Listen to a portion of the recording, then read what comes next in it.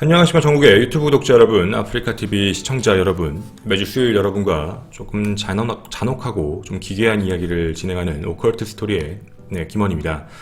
오늘 여러분과 같이 진행하게 될 사건도 미리 좀 말씀을 좀 드리자면 연쇄살인마와 관련된 이야기입니다. 그리고 외부에는 그렇게 많은 내용으로 알려져 있지 않은 연쇄살인마입니다. 물론 유명은 합니다. 다만 정확한 내용이 아직 외부에는 전달된 적도 없고요. 아직 컨텐츠화되어 있는 내용도 아니었고, 그리고 오늘 여러분에게 공개해드리는 사진도 모자이크를 다 해왔지만 조금은 잔혹합니다. 그래서 난 이런 걸 좀 좋아하지 않는다 라고 생각하시는 분들은 이 컨텐츠 매주 수요일마다 진행하는 오컬트 스토리는 건너뛰시는 걸 추천드립니다. 오늘 이 사건은 연쇄살인마의 한 미치광이 살인마에 대한 하나의 과정을 말씀을 좀 드릴 건데요. 시간을 옛날로 거슬러서 올라가도록 하겠습니다. 시간은 1990년 11월 6일로 거슬러 올라갑니다. 바로 우즈벡입니다. 우즈벡에 있는 되게 한적한 시골 마을, 러즈크라고 부르는 역 근처에서 일이 발생합니다. 우즈벡 경찰은 당시에 한 이상한 남자를 한 명 확인하게 되는데요. 남자를 그냥 순찰을 돌다가 이 마을에서 자꾸 이상한 일이 생겨서 순찰을 돌고 있다가 한 남자를 봤는데 키가 너무 큰 겁니다. 눈에 딱 띌 정도로. 한눈에 봐도 거의 2m에 가까운 장신의 키. 이 남자는 자신의 안경을 벗으면서 우물에서 얼굴을 씻고 있었습니다. 근데 경찰의 눈에 뭔가 이상한 게 보였던 겁니다. 피입니다. 얼굴에 왜 핏물이 흐르지?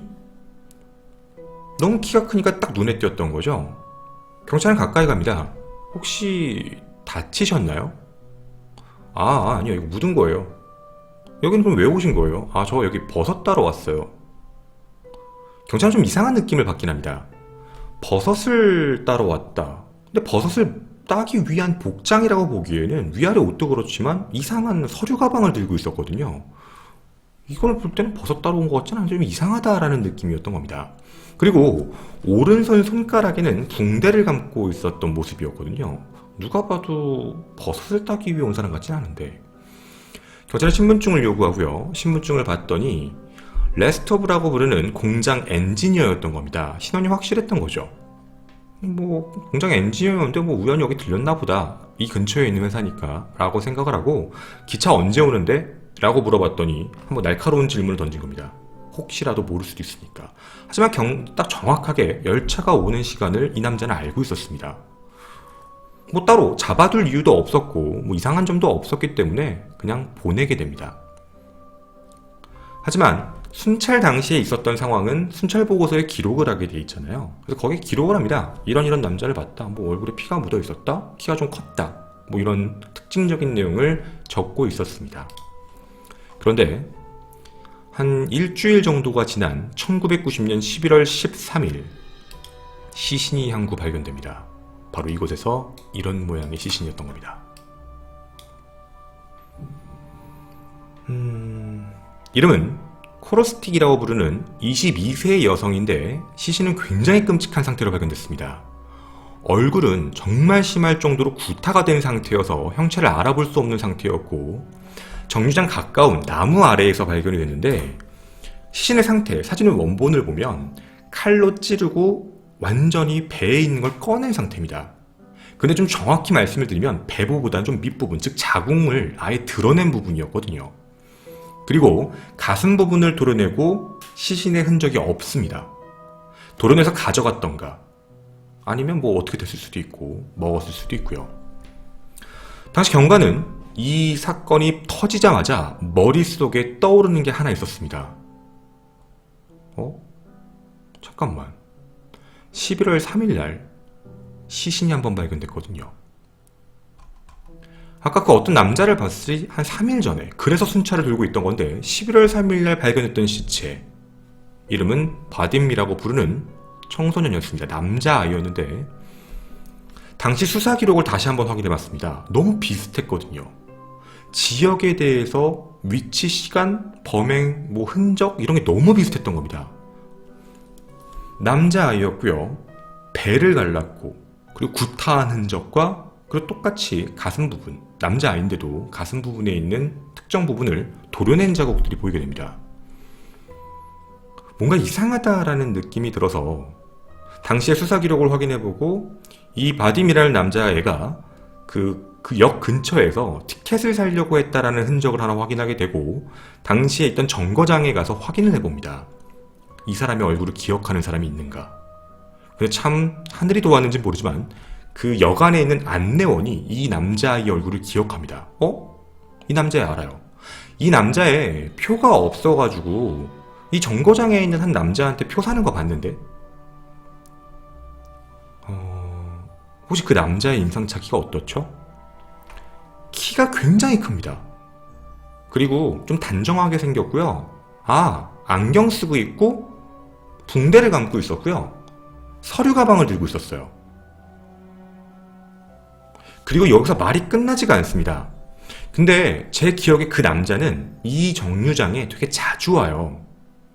아이들에게 되게 말을 거는 모습도 많이 보였고 아이들이 티켓이 없으니까 티켓에 대해서 얘기하는 모습도 많이 보였고 어떻게 보면 추근덕거리는 모습이라고 저는 기억을 합니다. 그래서 기억을 하고 있어요 라는 이야기를 합니다.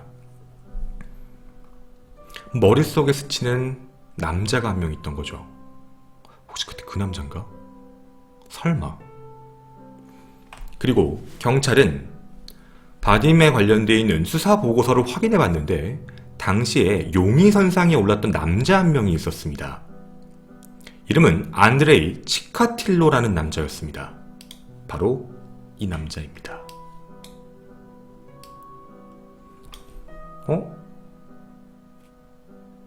그 남자를 보자마자 우즈벡 경찰은 머릿속에 스친 거죠. 이 새끼다. 내가 그날 본 애가 얘다 라고 판단이 끝난 겁니다. 경찰은 곧바로 치카틸로의 뒤를 미행하기 시작하고요. 그를 잡기로 결정합니다.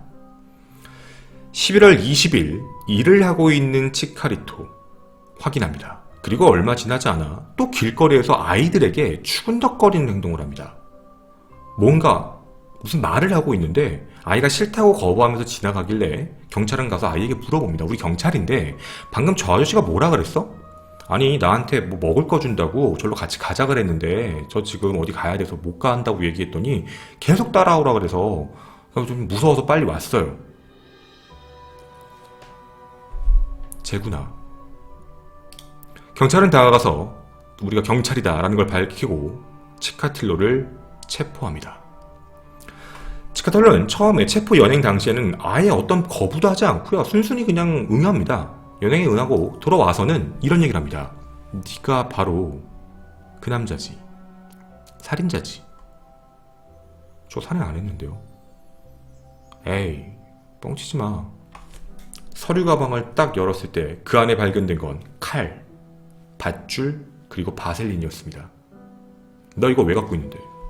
저 이거 버섯 따려고요. 아니, 버섯을 따는데 바셀린하고 이거 왜 있어? 제가 손에 상처가 있어서 그래요. 약 연고 발라야 돼서. 그럼 밧줄은? 뭐 그냥 좀 위험한 난간 같은 산 같은 데 내려가야 되면 묶어야 되니까요. 그런 행적으로 그 손가락으로. 그리고 이 사람의 사건 기록 파일을 보는데 치카틸로는 기록상 6년 전입니다. 84년이죠. 6년 전에 한 번 잡혔던 적이 있었습니다. 누군가를 살해했다는 혐의로. 근데 그때 당시에 증거불충분, 증거가 맞지 않는다는 이유로 풀려났거든요. 그런데 그때 당시에 있던 사건 기록 뭐였냐면 사람을 죽인 방식도 똑같았지만 당시에 6년 전에 체포됐던 치카틸로의 모습과 너무 똑같았던 겁니다. 84년 체포된 치카틸로도 위아래 그냥 수트 같은 깔끔한 옷을 입고 정장 같은 걸 입고 그리고 가방 하나 들고 있었고 그리고 좀 상처가 좀 많았다. 가방 안에는 칼, 밧줄, 바세린이 있었다. 이 모든 기록이 똑같았던 겁니다. 뭔가 느낌이 이상했던 경찰은 아파트요. 이의 아파트. 이 사람의 아파트를 수색했는데 총 23개의 칼, 그리고 해머 한 자루, 그리고 현장에서 그때 당시 발견됐던 족적의 구두까지도 확인됩니다. 그 나이프에는 혈흔 및 살점도 있었고요.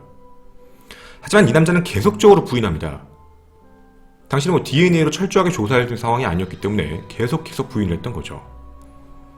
경찰은 또 한 가지를 확인합니다. 너 오른손 붕대 풀어봐. 오른손 붕대를 풀었는데 손가락에 손톱이 빠져 있었습니다. 그 손가락은 부러진 상태였고요. 그리고 온 몸 자체에 이상한 상처들이 되게 많았습니다. 너 이거 다 뭐야? 아, 저 이거 넘어져서 그런 건데요. 하지만 경찰의 촉은 정확했습니다.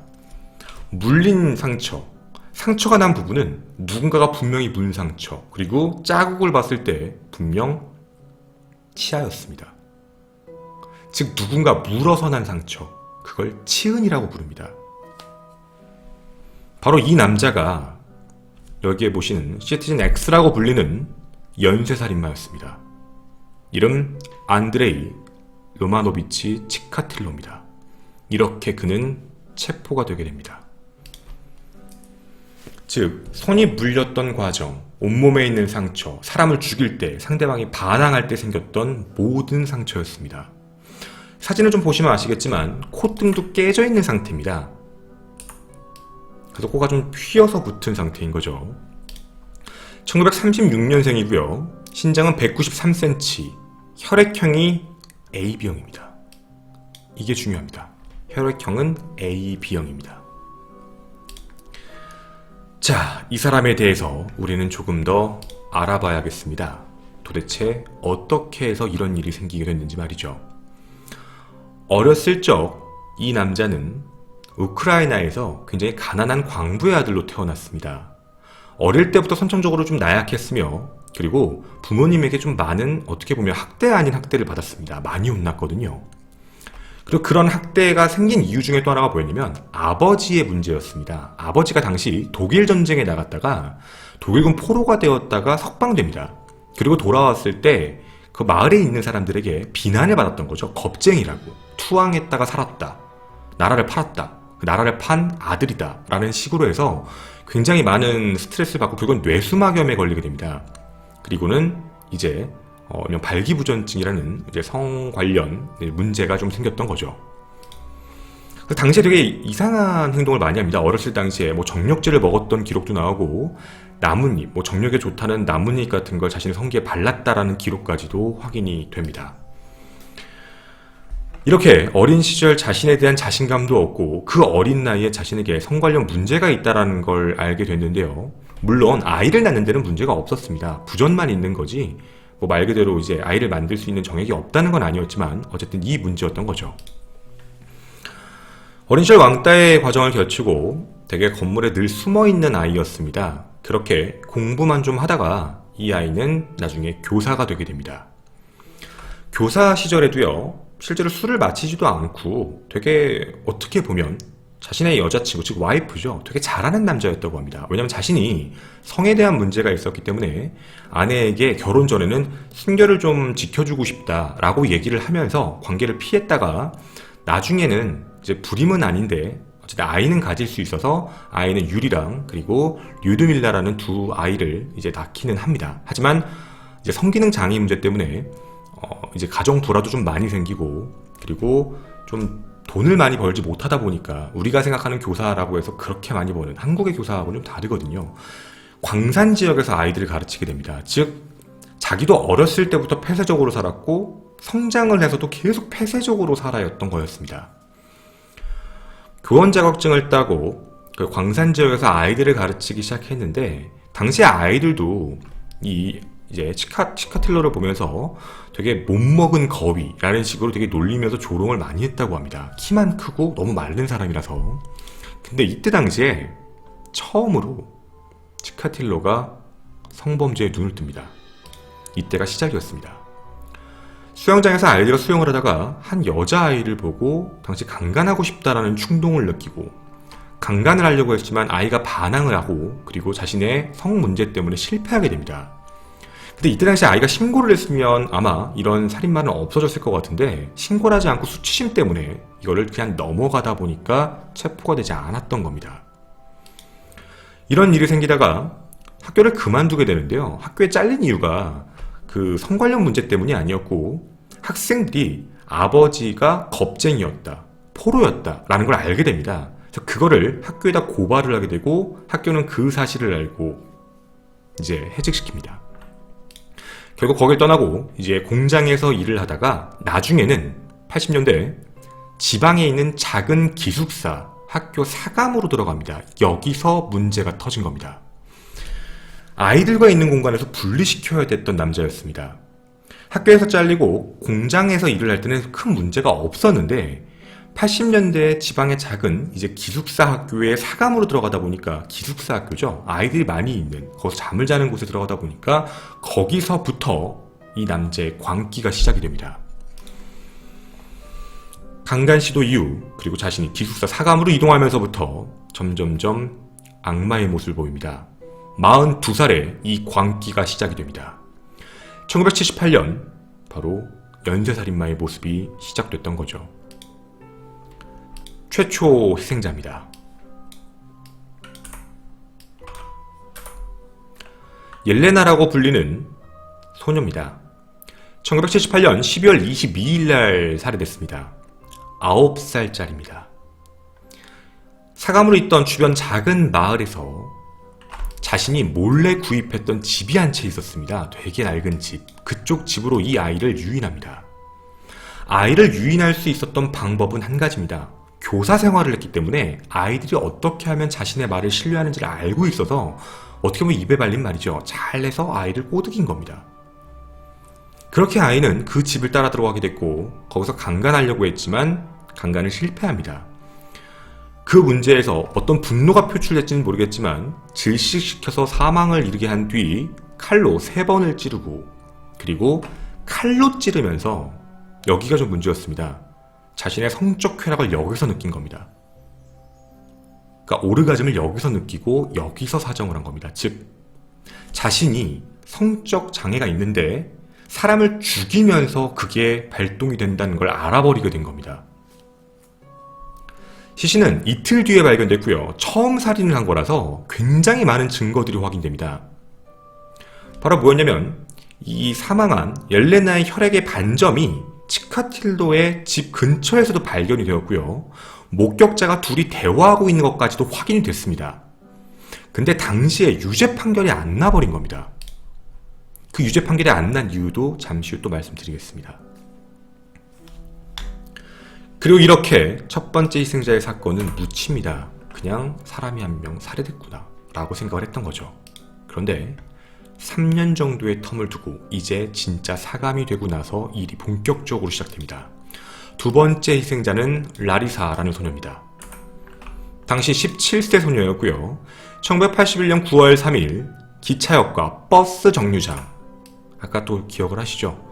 기차역과 버스 정류장에서 가서 티켓 뭐 있니? 뭐 티켓 하나 뭐 줄까? 라고 얘기를 하면서 마치 좀 편하게 대화하며 친구인 것처럼, 교사 때 했던 방법이겠죠. 그렇게 산림지역 쪽으로 유인을 합니다. 결국 거기서 강간 시도를 하는데 당연히 강간 시도는 실패하게 되고 자신이 느꼈던 3년 전 쾌락을 느낀 겁니다. 근데 이때 당시에는요, 좀 많이 참혹했던 게 시신 도구를 가져간 게 아니었습니다. 그냥 충동적으로 그냥 거기 정류장에 있는 이제 17세 소녀를 보고서 그냥 갑자기 하게 된 거라 칼도 없었고 아무것도 없던 거죠. 근데 자신은 뭔가 시신을 훼손할 때 오르가즘을 느낀다는 걸 알고 있던 치카틸로는 다른 방법을 씁니다. 자신의 이빨입니다. 지금 보시는 이 시신을 제가 다 알려드렸지만 앞쪽, 뒤쪽 모두 다 자신의 이빨로 물어뜯어서 안에 있는 자궁을 꺼냅니다. 그리고 이제 얼굴 있는 부분 쪽에 눈 주변 쪽이 훼손이 되게 심했는데 안구가 적출되어 있는 상태로 확인이 됩니다. 지금 이 시신에서 보시면 아마 얼굴이 안 보이실 겁니다. 자신의 치아로 자른 겁니다. 분지르고 자른 흔적으로 나중에 이제 얼굴이 발견이 됐는데요. 이 사진 조금 잔혹하실 수도 있습니다. 네, 미리 말씀드리고 그리고 공개하도록 하겠습니다. 보시는 바와 같이 제가 모자이크는 좀 했지만 눈 부분이 없습니다. 즉 적출했고요. 코, 눈 부분을 전부 다 자신의 치아로 물어뜯은 흔적입니다. 광기 어린 살인마가 이렇게 시작됐던 거였죠. 당시에도 정액이 확인됩니다. 그리고 이 정액도 첫 번째 희생자에서 나왔던 그 정액과 같다는 걸 확인이 됐습니다. 그리고 이 이후에 살인이 계속 시작됩니다. 점점점 범위가 어린아이들부터 성인들까지, 그리고 남자아이들까지, 그리고 유학생들, 뭔가 여성들만 해서 여성에 대해서 살인을 저지르는 이제 연쇄살인마다라고 생각을 했는데 그게 아니라 남자아이들까지 사망하기 시작합니다. 최소 나이 8세, 최대 나이 22세, 오락가락하면서 계속적으로 살인을 저질렀던 거죠. 그리고 나중에 밝혀진 바에 따르면 없어진 시신의 일부, 살점을 뜯거나 이런 부분 다 어디 갔냐라는 부분에 대해서 확인된 건 신체 일부를 절단하고요, 살아있는 상태, 사람이 살아있는, 피해자가 살아있는 상태에서 신체를 절단하는 모습을 직접 눈으로 보게 한 겁니다. 그러니까 돌아가신 분들은 자신의 신체가 절단되는 걸 눈으로 봤던 거죠. 이러면서 본인은 쾌락을 느꼈던 겁니다. 그리고 다른 사람의 인육을 먹는 장면까지도 보여줄 겁니다. 그리고 그 모습을 자신은 즐기면서 더 성적으로 쾌락을 느꼈던 사람이었죠. 남자는 대부분 성기를 자르고 여자는 대부분 내장을 파괴, 자궁을 꺼냅니다. 그리고 가슴이나 눈, 그리고 엉덩이살 같은 신체 부위를 자르고 그리고 그 부분에 대해서 먹습니다. 처음엔 수사관들도 이런 사건이 터졌을 때 의심을 했다고 합니다. 왜냐면 첫 번째는 칼이었지만 두 번째는 뭔가 치아 자국, 이빨 자국이 나 있었기 때문에 이게 사람이 아니라 짐승이 한 거 아닐까? 라고 처음에 생각할 정도였다고 합니다. 어떻게 사람이 이 정도까지 할 수 있을까? 라는 문제였던 거죠. 근데 이렇게 가져간 인육에 대한 문제가 좀 있습니다. 인육을 집에 가져가서 가족들에게는요, 소고기야 라고 말하며 가족들과 함께 이 인육을 섭취했던 겁니다. 그리고 이런 과정에서 발생된 격렬한 반항 때문에 손가락도 물린 상처, 손등 찍힌 상처, 코가 깨진 상처, 이런 상처들이 있던 거였죠.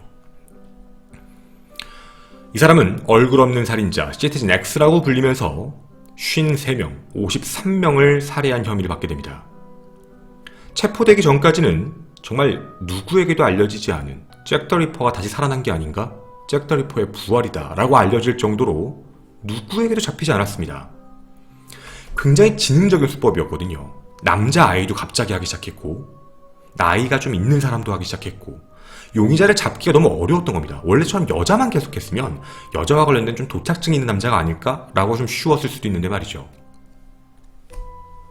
그런데요, 아까도 말씀드렸지만 정액, 즉 이 사람의 흔적 계속적으로 확인됐습니다.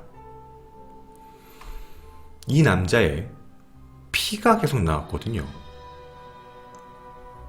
근데 경찰들이 용의자라고 생각을 했지만 계속적으로 풀어줄 수밖에 없었던 이유가 있었습니다.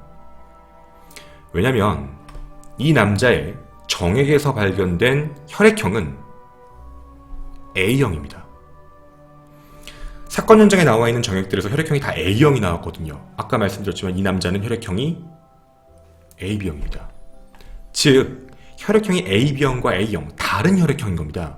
아무리 봐도 이 남자 같은데 이 남자인 이유 같은 것도 있었습니다. 희생자들이 계속적으로 53명의 희생자들이 발견이 됩니다. 그리고 이곳에는 계속적으로 정액과 관련되어 있는 DNA들이 끊임없이 발견이 되거든요. 근데 그럼에도 불구하고 단 한 번도 이 남자는 용의선상에 오르지만 제대로 체포가 되질 않습니다. 남자아입니다.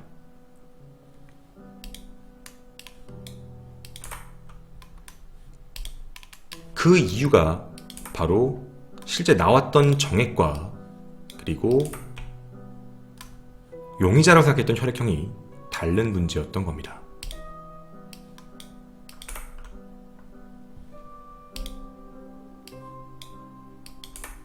장기를 꺼내고 물어뜯고 그리고 인육을 가져간 사람. 그런데 이 남자에게 어떠한 혐의점도 물을 수 없는 상황이 된 겁니다. 이게 현대과학으로 말씀을 드리면 오류가 아닙니다. 어떤 거냐면 자신의 혈액형과 정액에서 나오는 혈액형이 다른 경우가 있다고 합니다. 확률은 100만 분의 1이고요. 그러니까 100만 명 중에 남자 100만 명 중에 한 명이 이런 일들이 있다고 합니다. 그러니까 그때 당시엔 그런 기록이 없었기 때문에 에이 설마 라고 생각을 했던 부분이었죠. 그래서 잡지를 못했던 겁니다. 연쇄살인마지만 정말 누가 도왔나 싶을 만큼 정말 말도 안 되는 걸로 누가 봐도 용의자라는 근거도 있었거든요. 지금 보신 이 사건 현장에 이 키가 큰 193의 남자는 늘 주변을 배회하고 있었습니다. 늘 확인이 되었고 늘 근처에 있는 범인은 항상 현장에 다시 나타난다. 의심은 늘 했고 확인하고 싶었지만 할 수가 없었던 거죠. 이렇게 그는 당시에도 한번 체포된 적이 있었습니다. 체포가 되고 나서 법정에서 구속이 되고 증거불충분으로 풀려나기까지 3개월 정도 안에 있었는데도 불구하고요. 이 남자는 어떠한 증거에서 흔적도 없이 그냥 풀려나게 됐던 겁니다. 사건이 커지게 됩니다. 그리고 재판은 보시다시피 시작되게 됩니다. 자기가 체포됐을 때 이런 얘기를 했다고 하더라고요. 날 체포해줘서 고맙다. 안 그랬으면 더 죽였을 것 같다. 자신을 체포한 경찰을 원망하지 않는 모습을 보였다고 합니다. 근데 이 재판은 이 남자의 생각과 다르게 53건의 용의선상, 즉 53명을 끔찍하게 살해하고 그리고 어린아이들도 포함되어 있으며 시신을 훼손하고 시신을 먹고 그리고 유기한 혐의, 이 모든 혐의가 다 들어가지게 됩니다. 언론 생중계로 공판이 되기 시작하는데 유족들은 얘를 죽여야 된다. 나도 똑같이 죽이고 싶다. 판사에게 그렇게 얘기를 합니다. 우리에게 얘를 넘겨달라. 우리가 죽이겠다. 근데 이 남자가 이상한 행동을 하기 시작합니다.